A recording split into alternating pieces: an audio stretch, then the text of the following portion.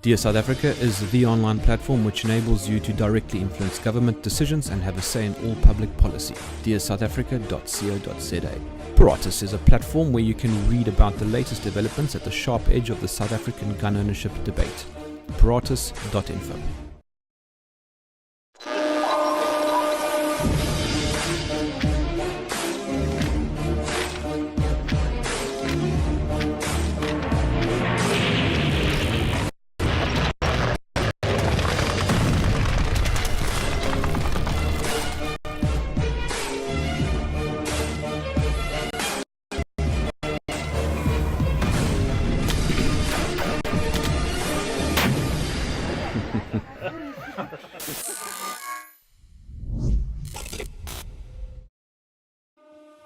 Hi, my name is Jerm. This is Jerm Warfare, the Battle of Ideas, and we are a little bit delayed tonight because of, well, I want to say ESCOM, but I think we all know that it actually is economic growth. So we are 30 minutes late because of economic growth.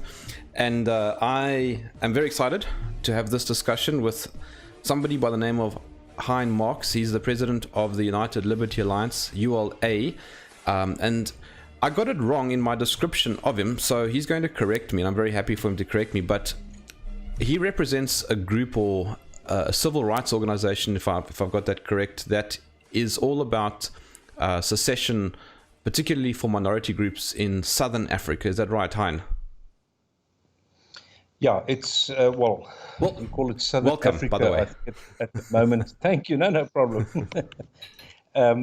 Southern Africa, I would say, in terms of, to get it legally correct, we must talk about South Africa, because although we would like to include in our secession movement, for instance, quite big areas of Namibia and even Rhodesia or Zimbabwe, we may not. That's illegal in terms of international law. So yeah, we're talking about, at the moment, South Africa. To put it legally correct. Okay, so let's just quickly inform everybody what ULA is all about. I mean, it's not the Cape Party. Everyone knows the Cape Party in the Western Cape. Yeah, the Cape Party is a political party, and the United Liberty Alliance in in English and Afrikaans, it's Verenigde Vryheidsalliansie, or VVA. Is an organization that, well, I basically formed quite a couple of years ago, about 6 years ago, under a different name then. The only purpose is to follow the legal route, or the so-called de jure route, to follow the international law of secession. Now, immediately a lot of people might think, wow, why does it take so long? Because it was designed like that. The law of secession was actually designed, believe it or not, in the beginning, not to work. The whole idea of the international law of secession is that the parties that feels they're not being looked after, and we're talking about, in our case, all the minority groups in South Africa. Yeah. The whole idea is that those parties must first talk to their governments, because remember, secession wasn't written for South Africa. It was written in the 40s, and in fact, the whole movement actually began much, much earlier than that. The first country to officially secede from their so-called mother country was, believe it or not, 1776, was America. Jeez, really? And yeah. America was the first country to officially secede from their mother country. And that's how it started developing. In fact, over 200 countries have already successfully seceded up until today. And what we're basically doing is the legal process of putting everything together. We're basically building the car, the vehicle, for the people to do it, because that's another misconception, that people think that, oh, well, what you're doing, wow, great, thumbs up, do it for us. No, we can only put the vehicle, the possibility, put the legal system there. Now it's for the people. Funny enough to use another legal term, to get the so-called world. Otherwise, it's basically a dictatorship or whatever. You must do what the people want. Yes. So if the people want it, that's the only way to do it. And that is, again, coming back circle-wise to so-called democracy. It's what the majority of the people want. And in our case, the majority is. What do you mean by minorities? Okay, in South Africa, and depending on how much time we've got. No, chat. It's 8:30 now. If we've got time until about 8:30 tomorrow night, I can give you the detail about it. And no, I'm not. But what we are doing is we are using as much as possible, all the legal terms, laws, and legal situations that the ANC have formed against the minorities in South Africa. To answer you on who are the minorities. In 1994, the ANC said there will be no race discrimination and nothing will be based on race. Today we laugh about it because we know it's not true. But in fact, in the meantime, it actually went much further than that, because in the beginning, we're talking about 1994, the ANC talking about the whites and them. And they included in the them all the brown communities, the indigenous Khoisan, Malaysian, Indian, all the other communities, but the whites. As we know, the ANC have in the meantime made 114 laws that's purely based on race. And in the process, they've excluded officially whites, coloreds or brown people, but they've also excluded officially, I think it's about 2 months ago, even the Indians. Which means, basically said, and they made it very clear, even the black or the Nguni or the whatever you want to call them of South Africa are one. That's how they want to see it. Why do they want to see it like that? Because they know that they are in complete the majority against the so-called minorities. If you look at figures, if you look at politics is all about figures. Party in the world can have a seat if it doesn't have the majority in that area. And the one area of, if you have only, and let's use exact figures, if you take all the European people in South Africa and you take all the brown people in South Africa, we are in total, and I'm not talking about voters, I'm talking about people, we are in total not even 18% of the total population, which means practically, and I mean, we've seen it, I don't have to tell you all the...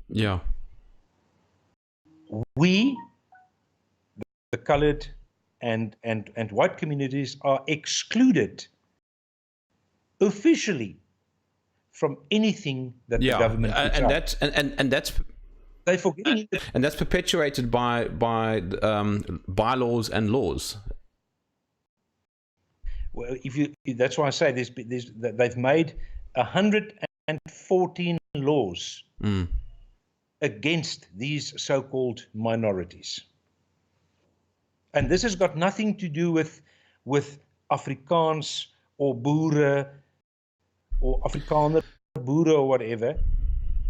We all know that's against white, brown, white. That's it. And this is where what our basis of our whole legal argument in terms of secession is. We are saying that in terms of Article 1 of the International Covenant on Human and Political Rights becomes very interesting, because that article is 100% purely about the right of people to govern themselves. It goes further to say that they may look after their own economical and political and all of that stuff. But the bottom line is, it's about governing yourself. Now, what makes this very interesting, and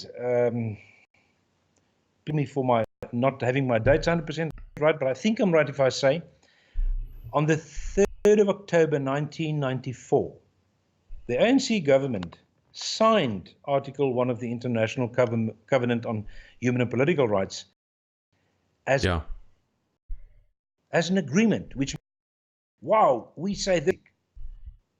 So they accept that you may have it. Then they went further and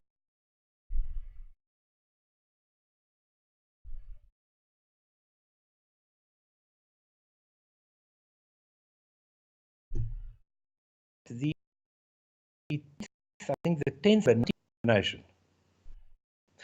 And then you can go back into our own constitution, where there's a couple of articles that give us the right to that, which means, of which most people talk about Article 235. That's, to be quite honest, the weakest of all the articles.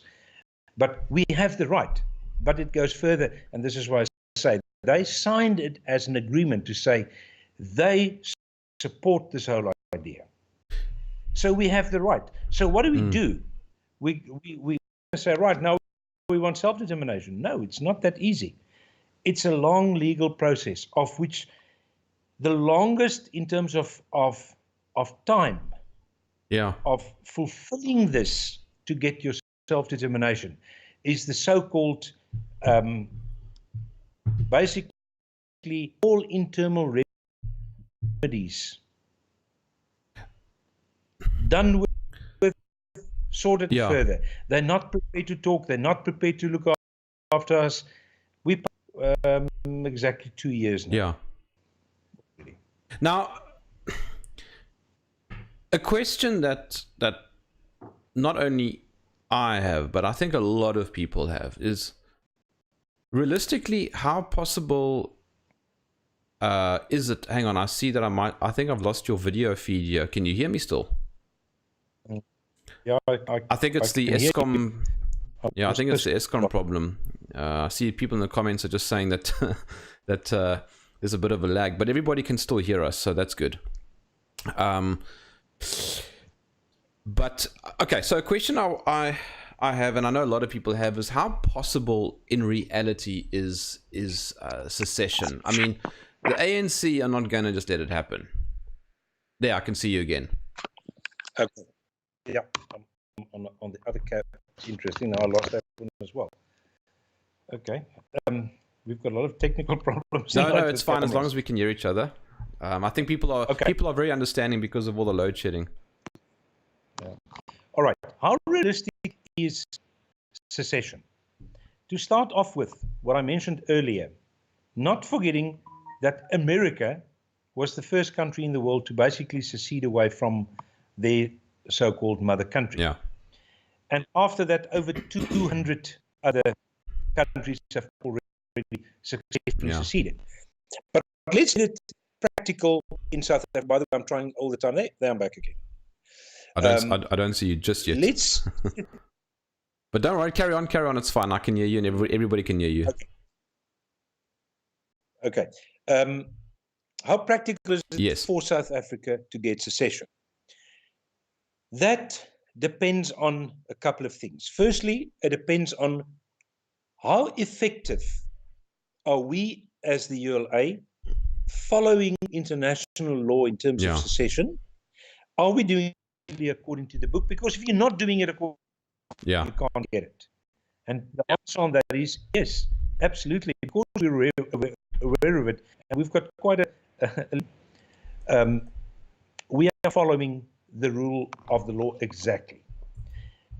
But that's only one part of it. Yeah. Let's go a step further, because we are at that point now where the ULA must get the mandate to do this, because interestingly enough, one of the very important, although if I say there's nothing more important than the others, but this is an important because it's not so easy.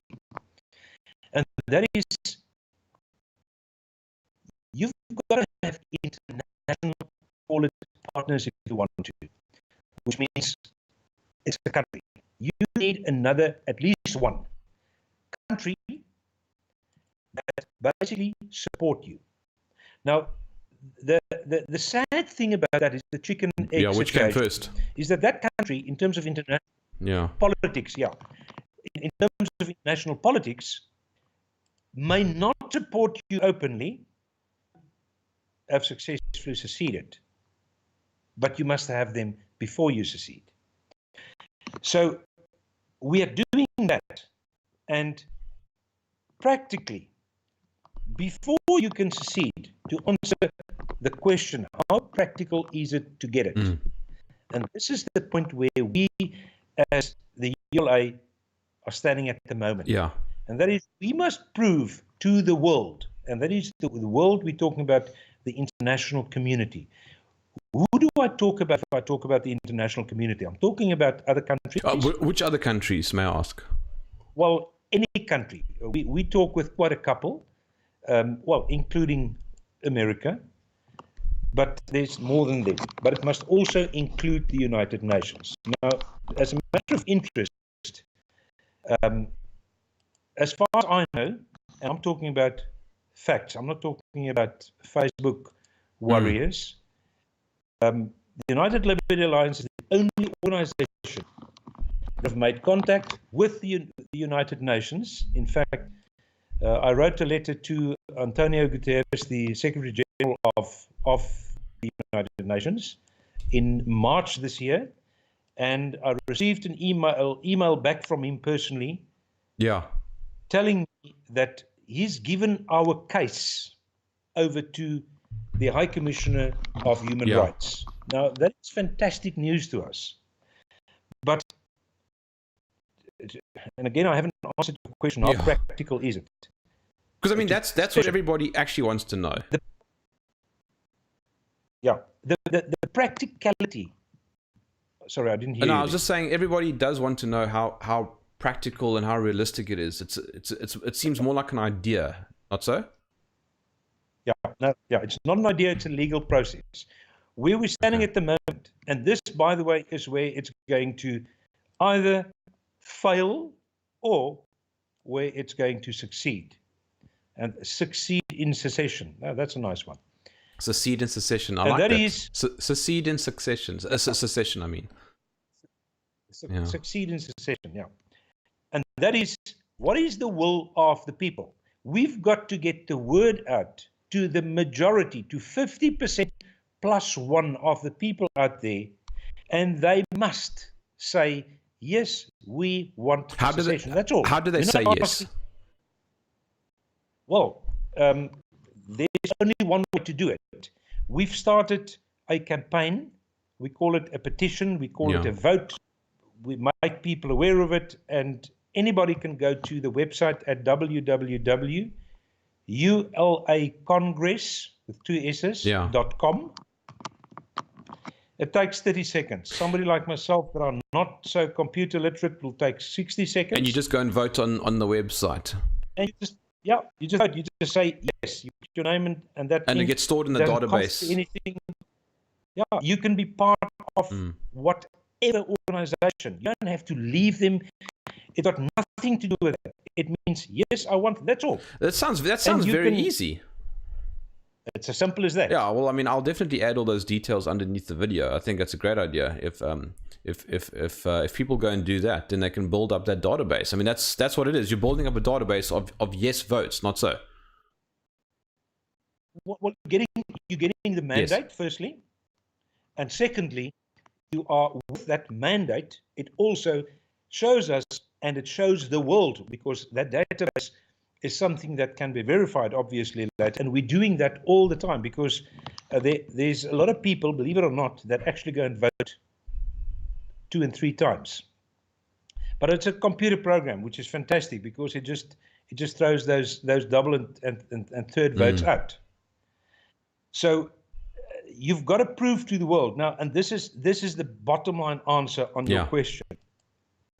You know what, Jeremy? It's very easy to get it, but it depends on the people. It does not depend on the United Alliance. It does not depend on me. It depends on the people. Do they want it? Yes or no? Do they say yes? Then they have it.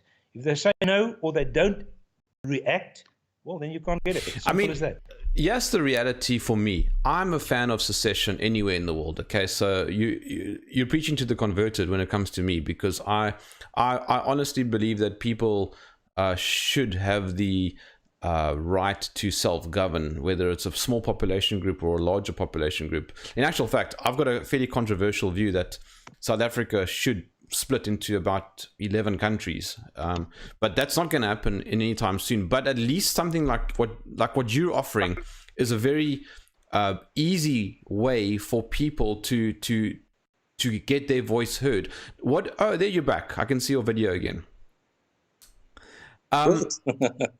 What kind of numbers have you got already that you know of? Okay. Yeah, no, we keep track of it very close. All right, what we've done was we used the IEC numbers of 2011. Why? Because that's when we started. It's use the right words. The ANC can't change the goalposts all the time by busing in hundreds and thousands and hundreds of thousands of people into an area just because they don't want it to secede, because the numbers doesn't work for us. So we basically put the goalpost at 2000. Okay. Which, by the way, we all know is already unfair, because in 1994, in those areas, it didn't look like it. But we used those figures, and according to our map that we've looked at, which is basically old. In today's terms, it's the Western Cape, the Northern Cape, parts of the Eastern Cape, basically the Western Free State, and a piece into Transvaal, including Pretoria. That's the area of the country. But okay, so that's actually not the Western Cape. No, it's much more. Much more. So what we've done is we've used those figures, and we said in those areas which we've looked at there, that's where the minority is the majority. The history side of it. In fact, I told somebody today, one of the legal issues that you could also use is to say you can only, well, you can still do it. You can try and get the whole of the Transvaal and the whole of the Free State, because they were previously independent republics. That's a legal basis to work it on. But what do you do with all the millions of people that have moved in there since 1901? Not 1994, since 1901, that moved to those areas. Very tricky situation to then sort out and say what happens to those people. Therefore, what we're saying, we're looking at the areas where the minority is the majority. Sorry, can I ask you a question quickly about that? How do you know where your mandate is geographically located? Let's say, I mean, you've highlighted a part of the country, right? But your mandate can come from all over the world. Absolutely. Why?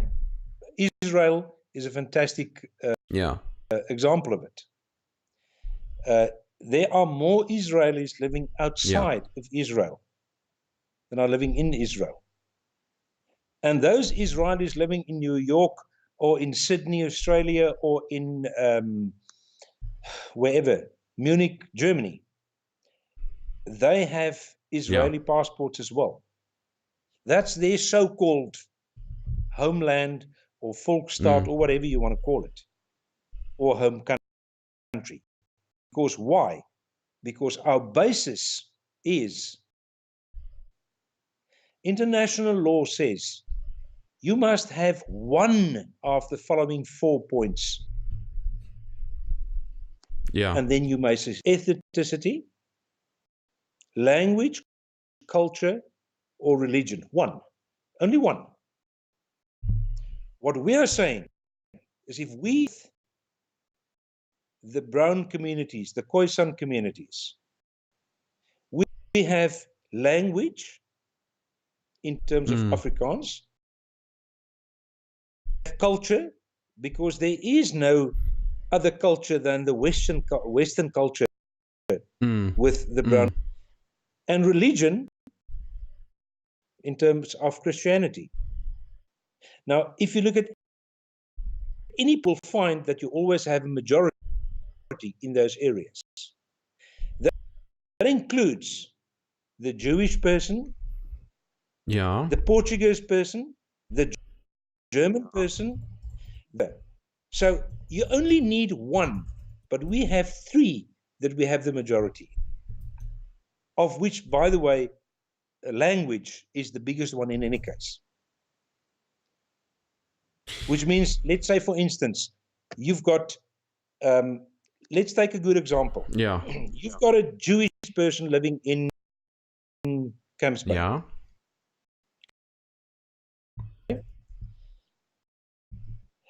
Language is English. Okay, that one doesn't work.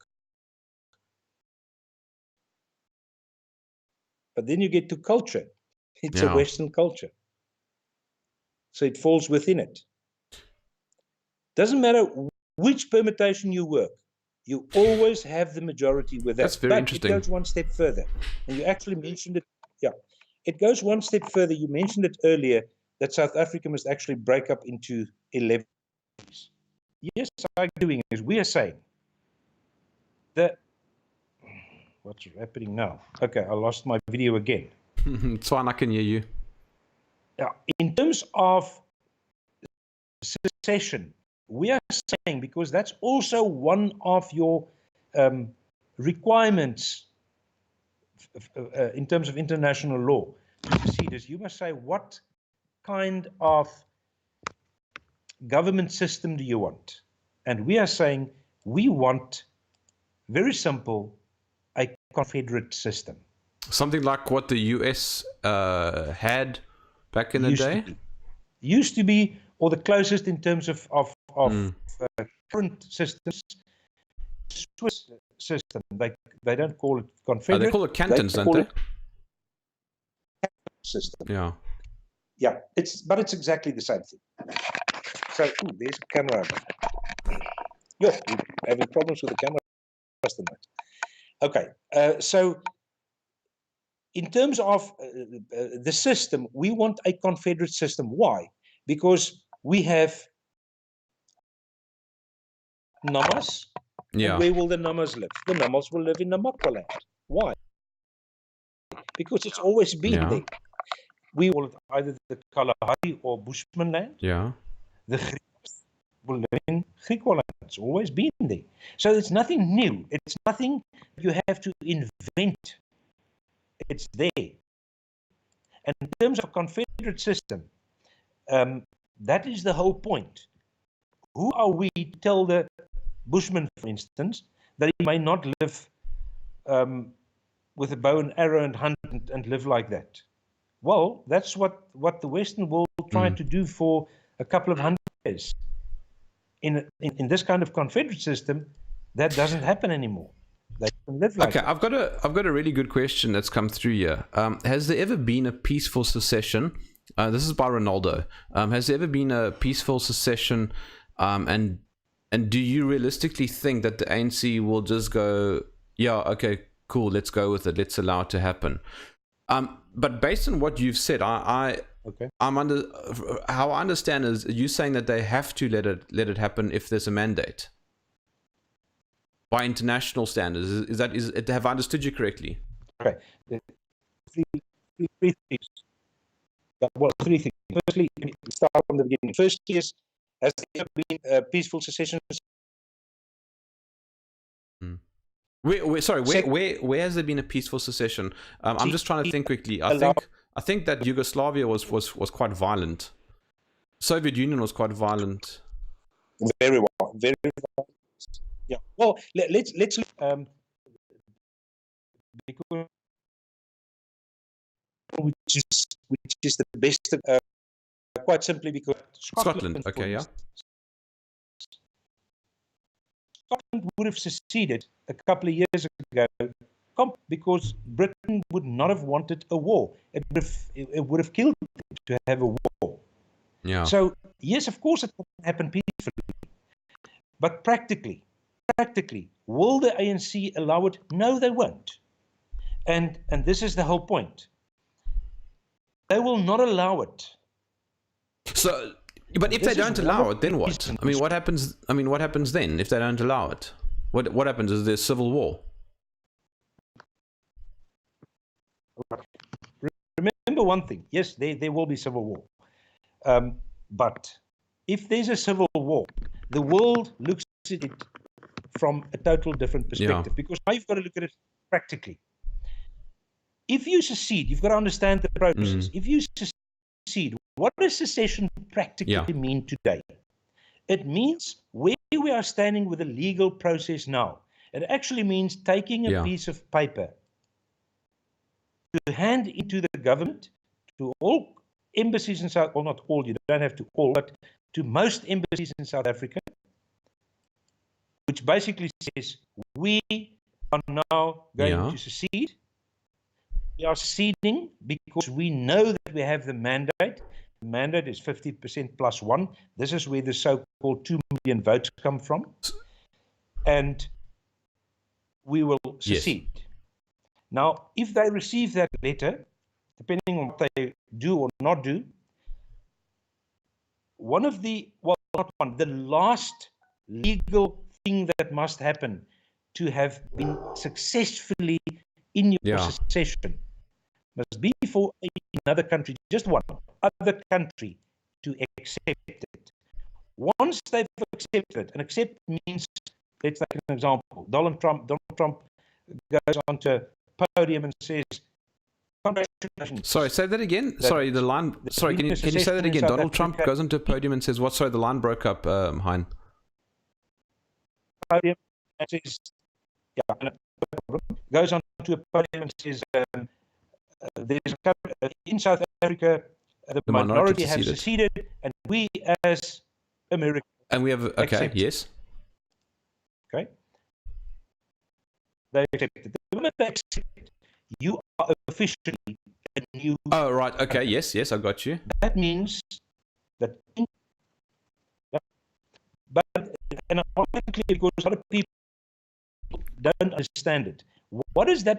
Some jokers so far have said that they've got their own countries and this and that, whatever, in South Africa. That means that all your governmental positions doesn't exist anymore. The police does not exist anymore. Your magistrates, your high court, they've got absolutely no say anymore.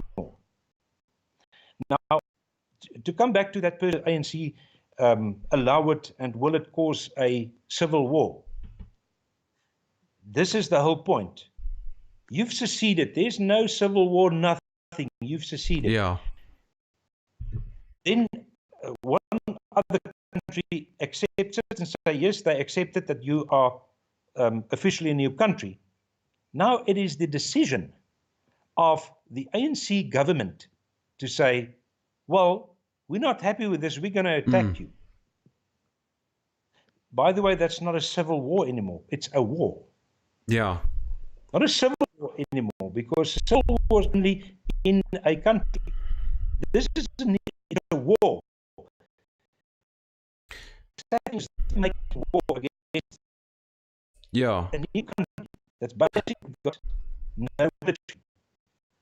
Constitution today, which is totally, it's fair, it's 100% accepted, says that the government must appoint the police, the army, everything. Right? So the reality is you don't have an army. That is why international law says I mean, and remember, again, this was not written for South Africa. This was written for secession. If they attack you, you may defend yourself in any way possible. Which is why it's good to be trained in self-defense. Yeah. Well, obviously, yeah, but you must actually understand the weight of that law, because if an international law says you may defend yourself in any way possible, critically, it actually even goes against the Geneva Convention, because it says in any way possible. But it goes further than that, and it makes it very clear that if you seceded, that the United Nations or any other country must come and defend you against your so-called mother country. Do we plan on that we say, right, we're not worried about anything because America or whoever will come and defend us? No, we're not stupid. But the reality is they can walk in any time and defend you, because that is what international law says. But now it goes further. Article S1158, Prevention of Genocide Act, that went through American legal system December last year, and it was proclaimed December and was made public in January this year, makes it very clear that America basically gives itself the right to prevent any genocide. Yeah, but okay, but can I? Sorry, but can I play devil's advocate for a second? Please. Wasn't there a prevention of genocide in Rwanda in '94? Wasn't there some law or some act in place?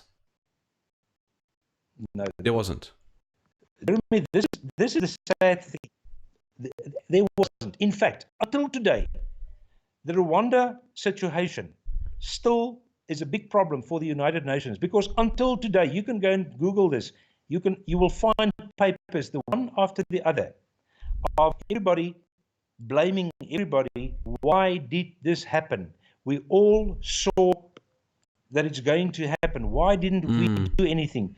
And in the end, nobody did anything, and there was genocide, massive genocide. And this is the interesting thing about this American law that came into effect December last year and made public January this year. That America went one step further. They actually formed a military unit for that purpose alone, to send out immediately to any spot in the world, to act immediately. Because remember, there's a difference between stopping a genocide and prevention of genocide. There's a massive difference. And if we look at what's happening in South Africa at the moment, if you look at the Cape Flats alone, the Cape Flats, we don't see the figures officially. It's basically genocide going on there. But the world doesn't hear it.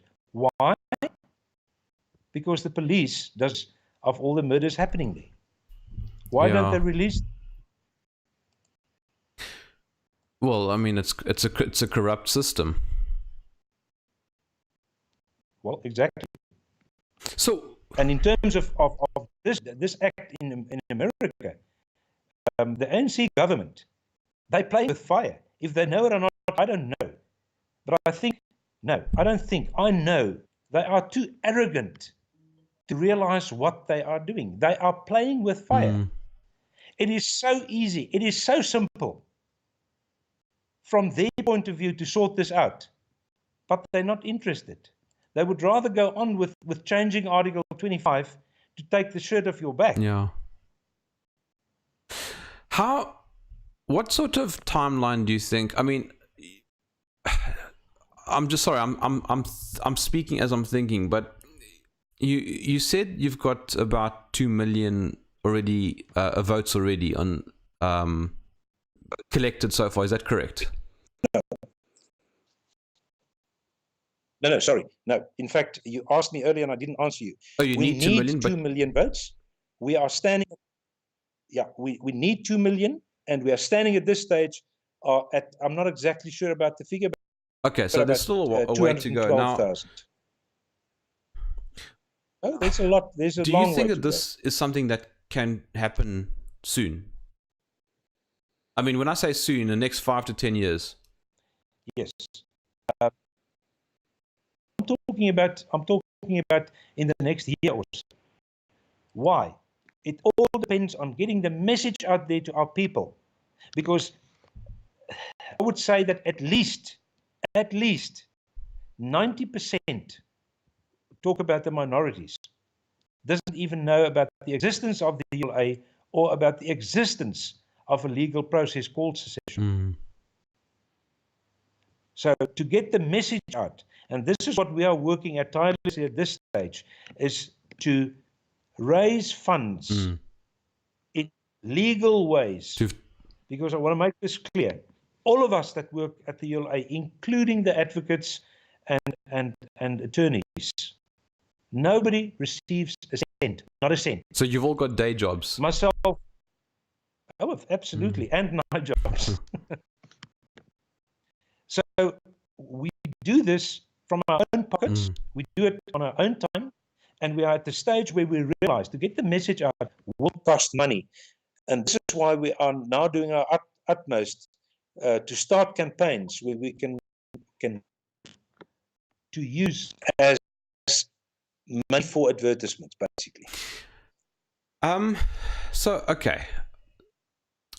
So you've said a lot, and it is fascinating, and obviously it's something that appeals to me. But would you mind just in a few bullet points, just going through the steps again, just so that the people who are listening don't get lost in all the details, the process again, but like in very short, easy to remember steps.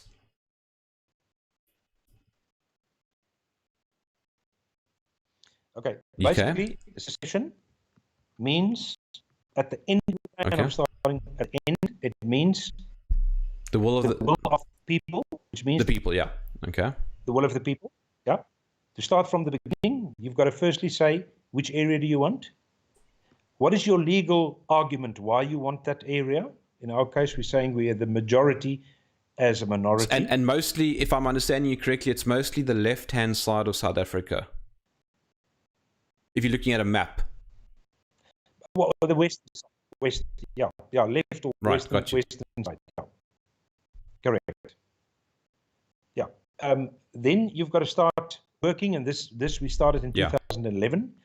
Then you've got to start working with your government, with negotiating, with begging, with trying everything possible, writing millions and millions of letters, exaggerating it, but trying everything possible to get basically a solution for the problem, which we didn't get.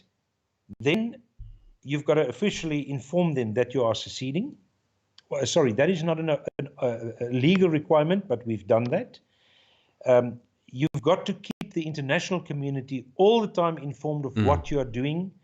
You've got to give them your feasibility study, which must legally be done by a knowledge economist. Right, got you.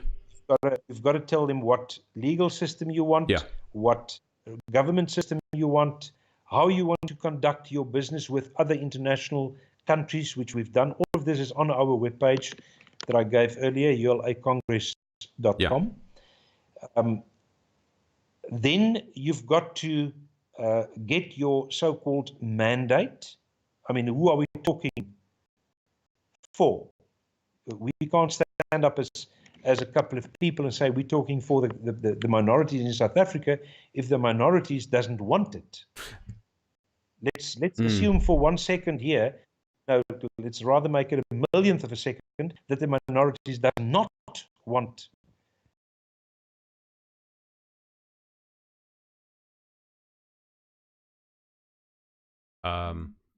Just hang on, guys. It appears I've lost. It seems like I've lost Hein. Just don't go anywhere. Have I lost? Let's see if I can get him back.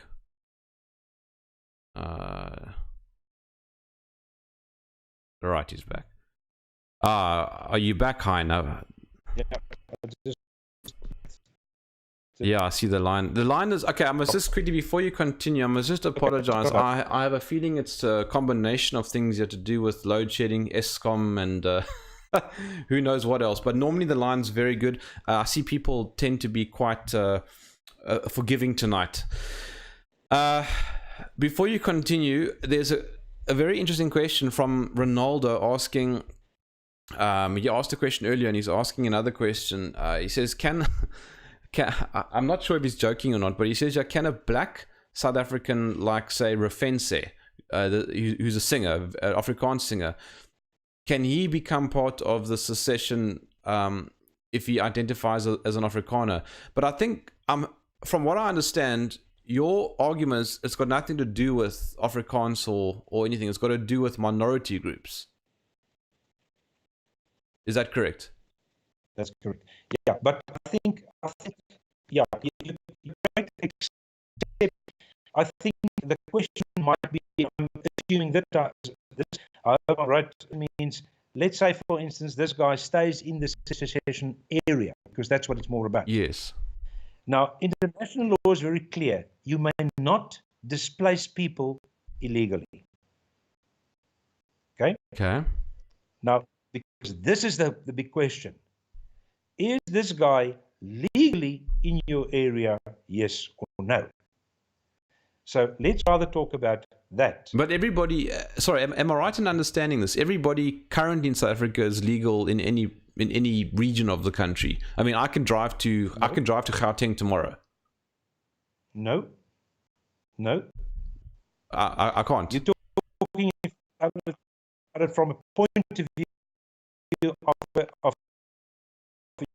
unitary state of South Africa, two-state solution. Right, I understand. Okay. Now, take Cape Town as an example, because Cape Town is actually a very good example.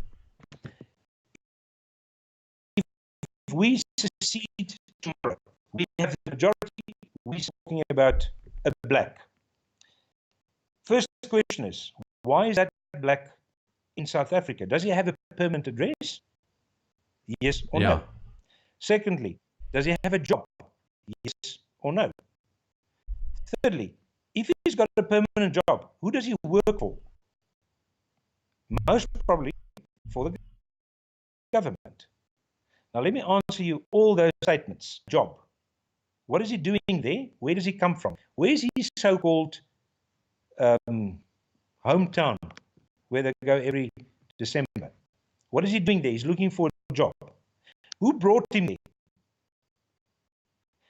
If he doesn't admit it, we know that in, I would say, at least 80–90% of the cases, it will be the government that even sponsored the transport for him to go to Cape Town, because that's the case in most towns in South Africa.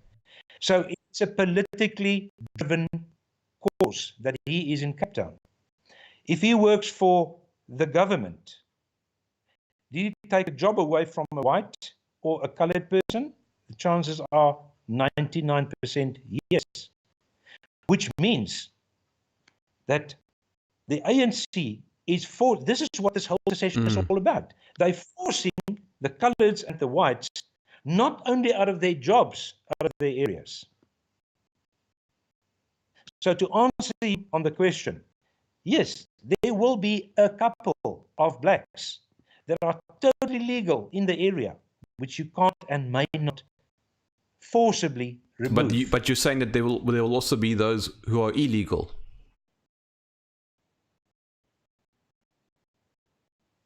The majority will be illegal, I can tell you that now. And they may not be there, and you may tell them to go back to their homelands. And what if they don't? The first time someone tells you he wants to go December to his hometown, then the question is, why is he in your place? But what if they don't? I mean, how after the secession, where does the military force come from, or the police force come from? Does it get created internally? Oh, it must create it completely. Okay, right, I understand. Yeah. A police force. Again, let's look at practical examples. Let's look at Iraq, for instance, because that's the last example. What happened in Iraq? In fact, that wasn't a long movement. That was immediately America attacked them. What happened immediately? Virtually immediately after America took over, they took still see the TV shots of them, lining them up and say, right, you want to go to the military? Have you got experience? Some said no, and it came out later they were in the military but they were too scared to say yes. Yeah. You want to go to the police? Please come. And they trained them. But you've got to start everything new. Just a more trivial question, just for a little bit of a smile or two. But what would you call the new country? Yeah, I'm sure you've thrown around some names. Well, we have played around with a couple of names, and let's rather laugh about it because, firstly, who are we? This is the whole point about the will of the people. Who are we? This say we are 250,000 people. Who are we to say that being the country? So I'd rather ask you as an individual, as Hein Marx, and my logic would be to say, well, the ANC are talking about Azania all the time, so let them call their country Azania, and we'll call it South Africa. But that's only my. But we can call it Southwest Africa. But yes, we. or very Southwest Africa. Very Southwest. But no, we haven't got an official name yet because again, who are we? We can't start towns. No, I understand. And yes. And from what I understand, it would have a population of about at least 2 million, right? Is that correct? No. It'll be much more. Okay. Remember, you're talking about 2 million is 50% plus 1, so you've got immediately called 4 million voters. Right. Okay. But that's only the voters. Then you go to children. So you will be much closer to 5 to 6 million people. Which is kind of the size of Cape Town just on its own. But remember, that's only the human outbreak. There will be some of these guys that are totally legally. They were born and bred. I'm from Cape Town, and I know how little. A few blacks were there in the 60s, 70s, but they were, but very few. But we're talking about approximately 5-6 million people now. And I mean, look, it seems more idealistic than it does realistic. And as I said earlier, I'm converted, but if I may say, your approach to secession does seem different to approaches that I've seen elsewhere around the country. If I can just throw a curveball. So I know that Orania exists, and their goal is also to be independent, right? But they're trying to do it more organically, without going through sort of international law. Is that not a feasible way also? Okay, well, you've actually just mentioned the magic word, international law. Firstly, Orania independence. The only independence that they have is their so-called internal independence in the area of Orania. And that's not even total independence, because they still fall under the South African law. If a class 1 act happens there, they've got to get the South African police to come and investigate. If the South African government puts your power off in Cape Town, they put Orania's power off as well. Yes, they still fall under the South African government, And so they don't have independence. There is basically what they have is that they live in, it's not even officially a town. It's a PTY Limited that was bought last week or this week somewhere by Solidarity. Now, Where's the independence? Oh, sorry, I pushed. Yeah. It's changed. Actually, take the whole town for the government and say, listen, sorry, we've taken it. Gone. Yeah. You've got no independence. But and to answer you on what you've said is that we're doing it different than other groups. All I can tell you is that the biggest difference is that we're doing it in terms of international law. Yes, I understand. Now, what about that province in northern Italy? I think it's called South Tyrol. Now, they, as far as I understand, are quite independent, but they still fall under Italian government, but they seem to be very independent from my very limited understanding. Is that not some, is that not, okay. Is it? Tyrol is actually... No, please go on. Tyrol is actually, it's a long history. I don't know if you know the history of it.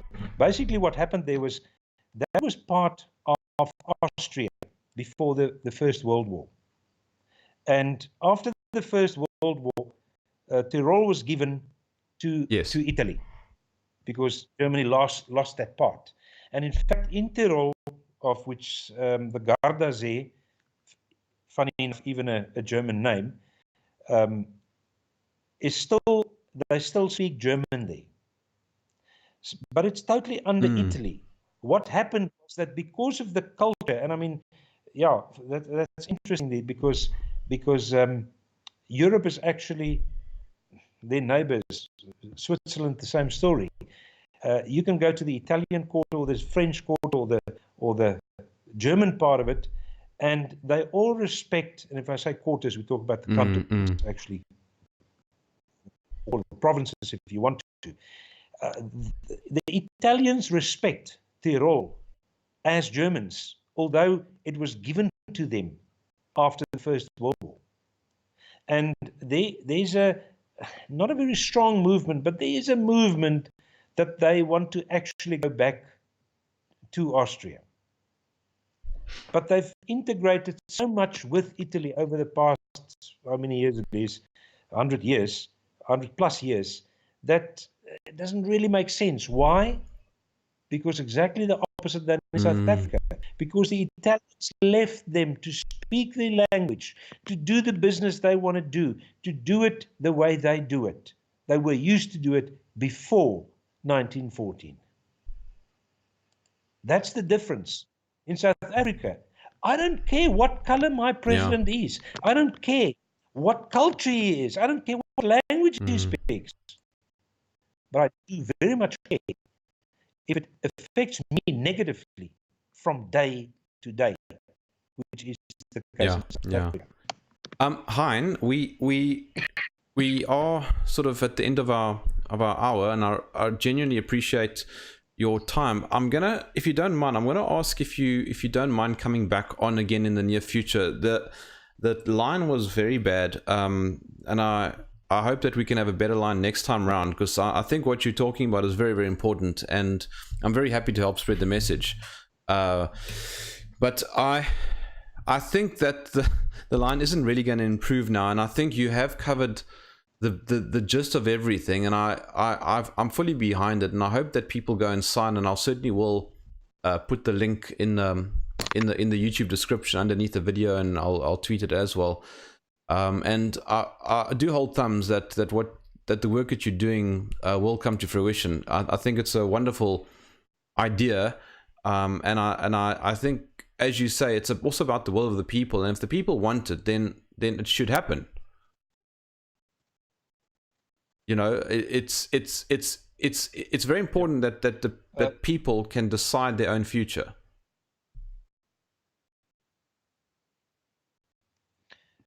Jeremy, what Article 1 of the International Covenant on Human and Political Rights is all about is that people must decide on their own future as a group of people. Because interestingly enough, in international law, they don't talk about nations, they talk about a group of people. And this is the interesting thing. Now, you know, the reality also is a lot of people, obviously, they don't know us, might think that we are stupid. Yes, I'm definitely not the brightest person. I might be very stupid, but I'm not that stupid to spend so far many years of my life and a lot of money on basically my people's future, including my children's future. And then I'm not even talking about the advocates, senior advocates included in this process. So yes, of course, there must be questions that we haven't had before. But yeah, well, so far I haven't heard anything that we haven't heard before. But the reality is we are working towards freedom that is totally 100% legal within our grasp if the people want it. It's as simple as that. I hope that people go and vote. It seems to be an easy enough thing to do, and it seems to be a good enough thing to do. I think it's probably morally right as well. I'm not a fan of huge central governance. I do prefer more localized governance, and I think, and I think that this is a wonderful opportunity and a very easy opportunity for people to get involved. I will certainly promote the website of yours. Hein, the line is terrible. I will invite you back on in the near future. I really do appreciate your time. But I think let's leave it there. Is there anything last you want to say? Yeah, well, firstly, thank you for inviting. It's a great pleasure. I really hope that people realize that, you know, what we are doing here, we are not doing for ourselves.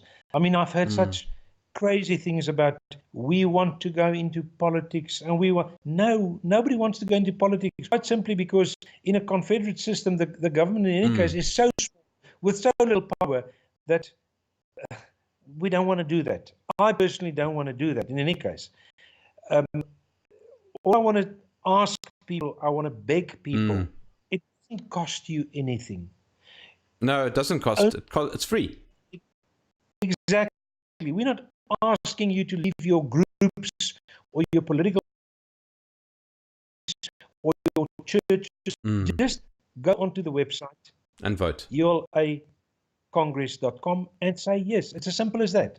All right. Well, thanks so much, Hein. I will stay in touch with you, and I will I will promote your website, and let's see if we can get those numbers up. Thanks so much for joining me.